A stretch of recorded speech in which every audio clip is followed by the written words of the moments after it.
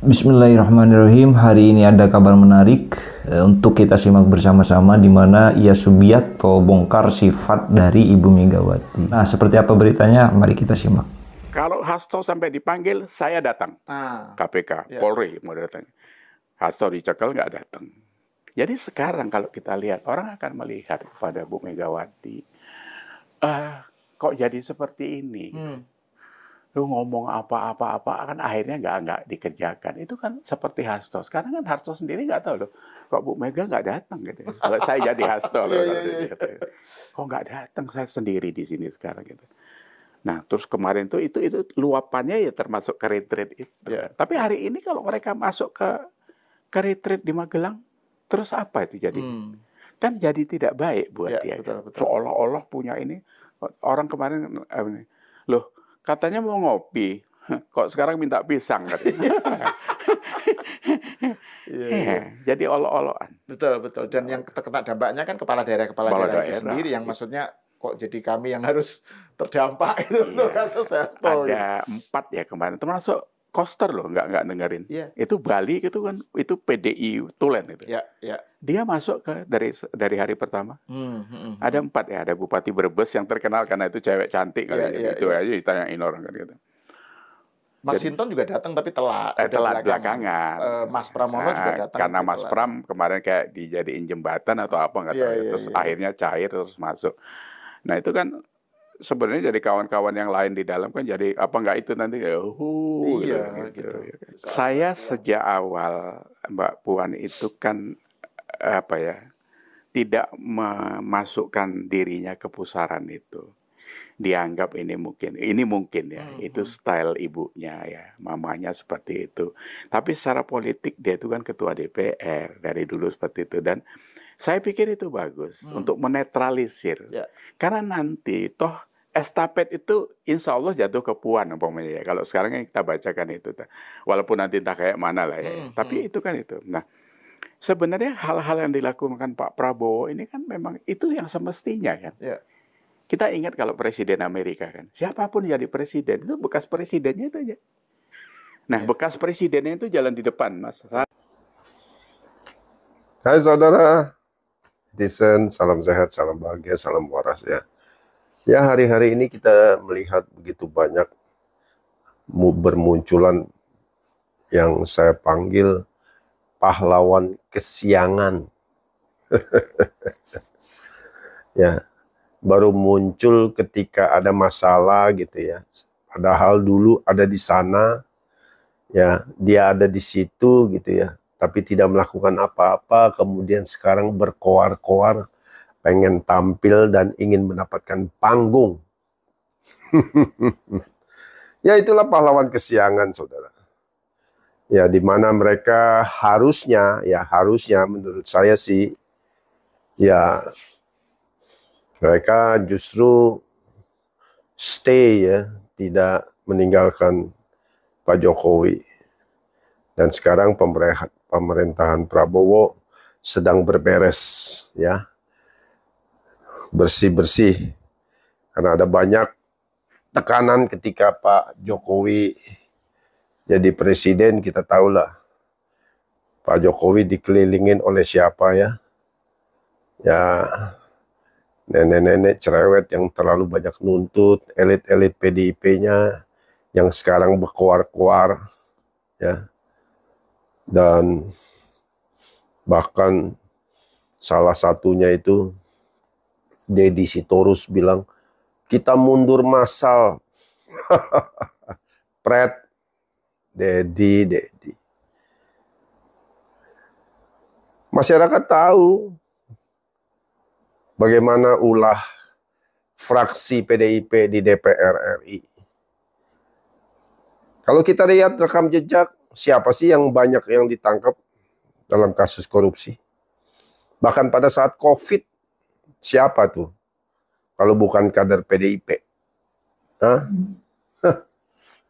Ngomong saja. Mau saya beberin satu-satu dari PDIP yang ketangkap dan kena kasus korupsi. Saat ini Prabowo sedang berbenah. Ya.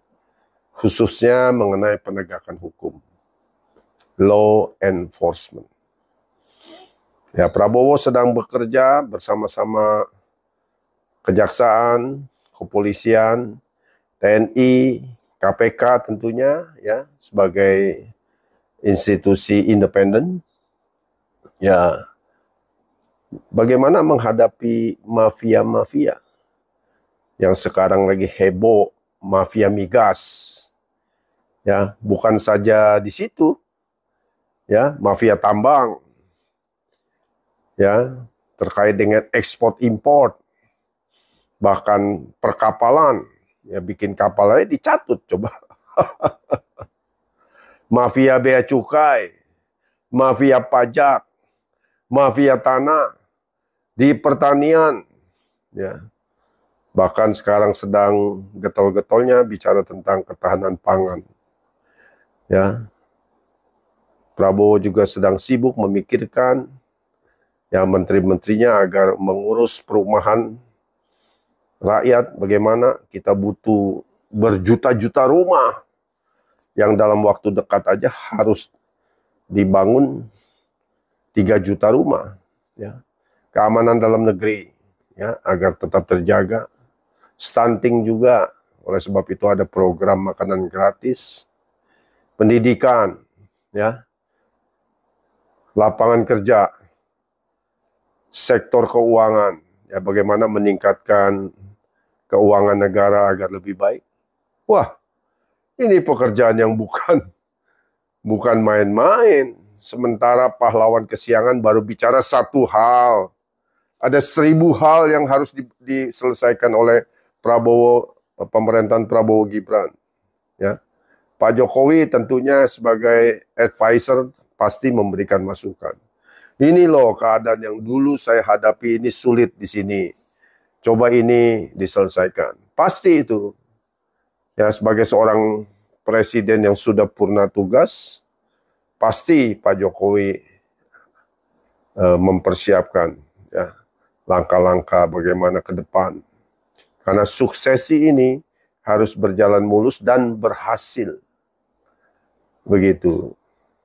Kita melihat adanya Badan Pengelola Investasi Danantara, Bank Emas, ya, nggak tahu lagi nanti inovasi terobosan apa yang akan Bapak Prabowo lakukan.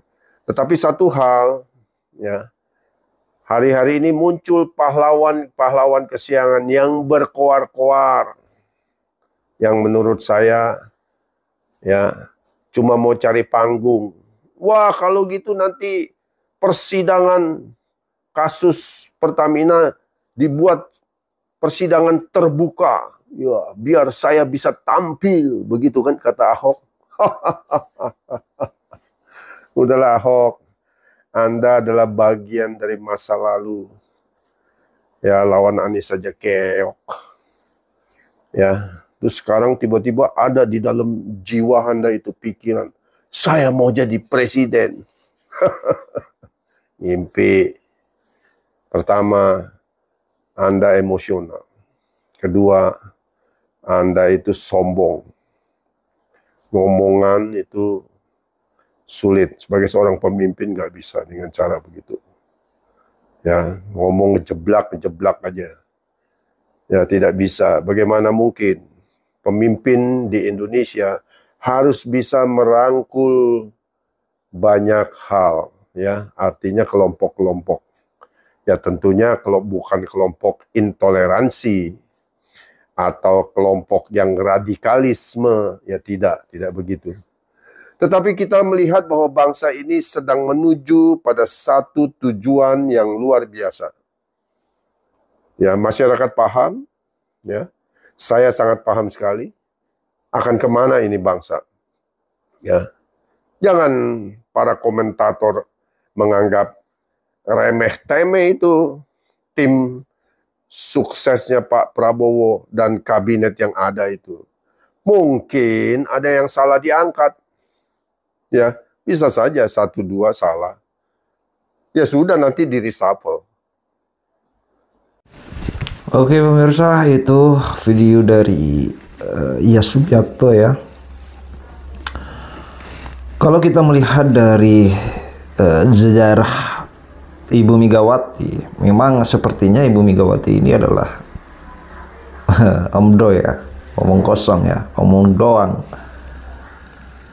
Tidak bisa menepati janjinya. Apa yang dia omongkan nggak bisa dibuktikan.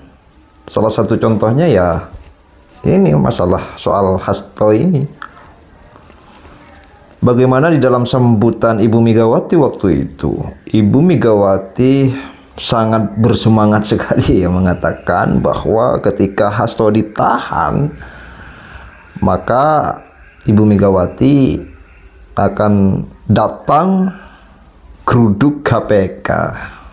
Faktanya sampai hari ini Ibu Megawati ya belum muncul semenjak hasto dijadikan sebagai tersangka. Ibu Megawati nggak pernah muncul di permukaan, Mas. Ya terakhir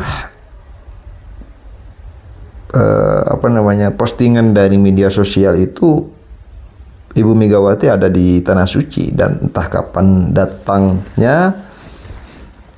Lalu tiba-tiba ada di Indonesia dan mengumpulkan kepala-kepala daerah yang mau hadir di retreat waktu itu. Sampai sekarang. Nah, ini yang sudah hari keberapa pasca ditetapkan hasto sebagai tersangka.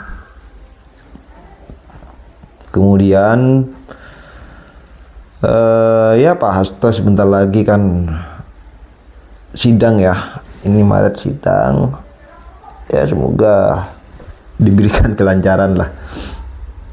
Ya kan.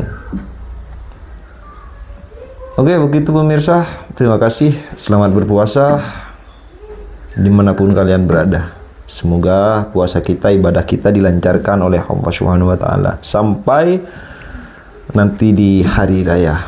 Terima kasih. Assalamualaikum warahmatullahi wabarakatuh.